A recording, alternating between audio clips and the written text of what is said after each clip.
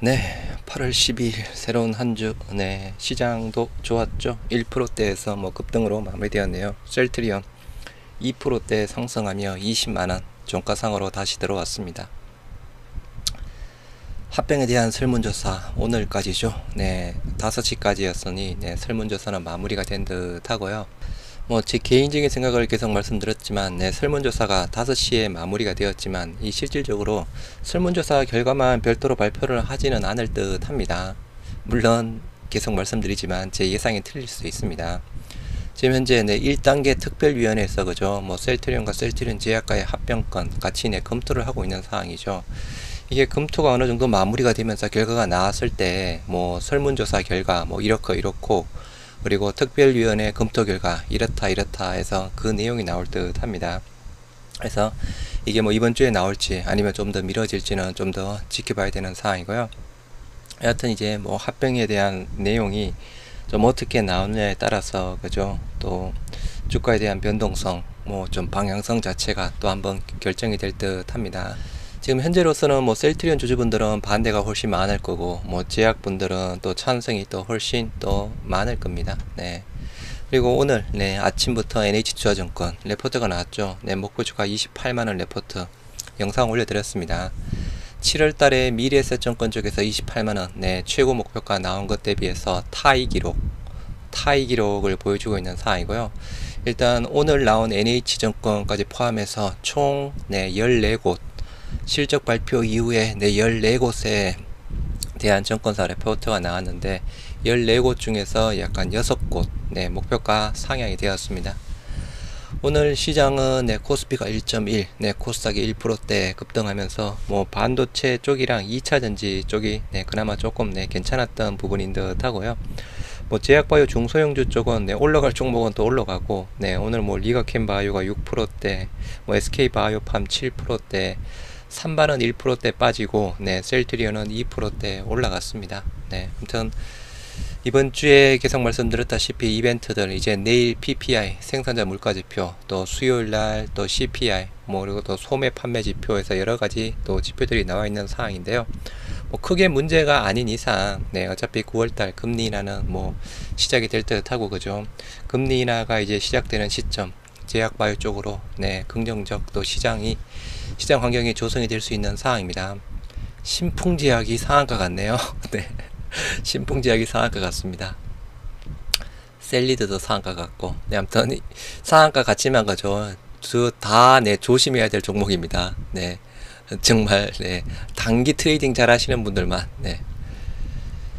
현재 네, 미선물 3대 지수 장중보다는 조금 네, 상승폭을 확대를 하고 있습니다.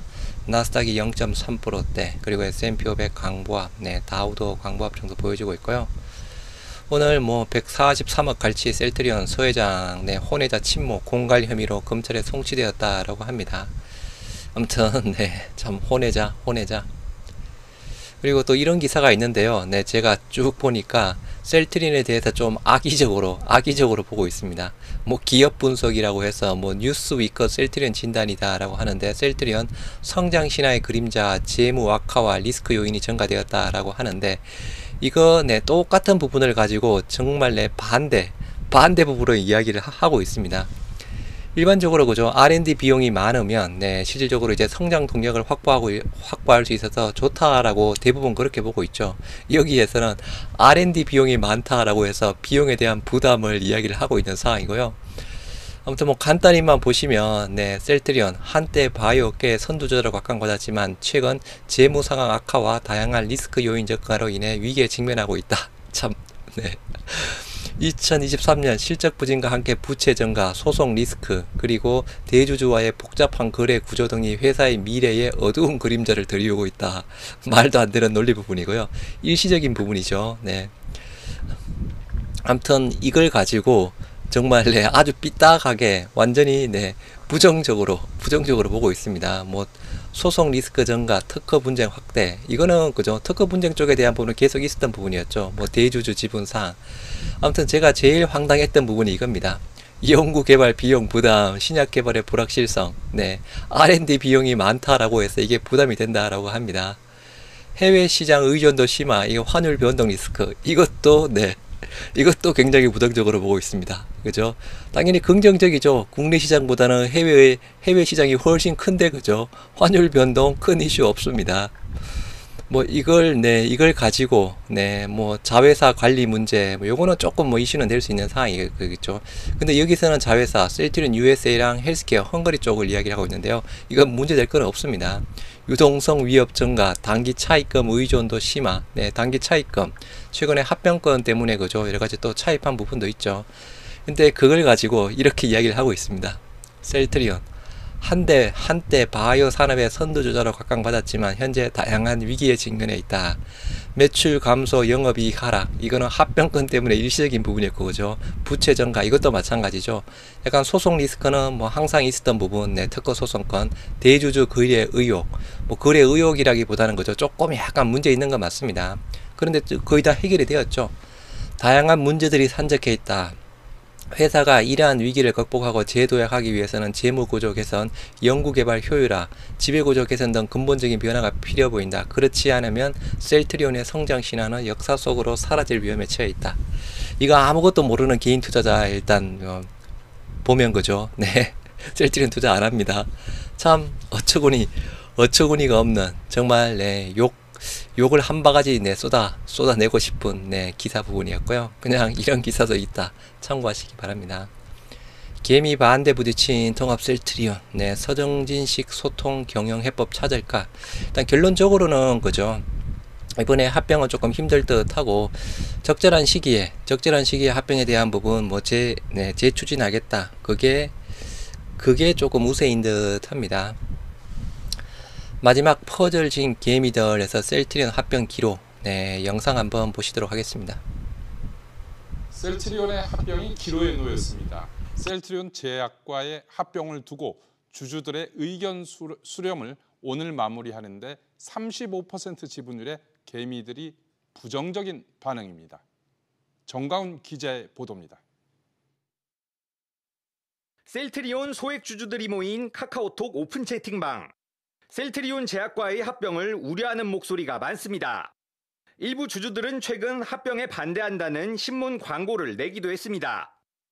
지금 셀트리온 제약 주가가 셀트리온 주가에 비해서 너무 고평가되어 있어가지고 이렇게 합병하면은 주주 가치가 굉장히 훼손되고.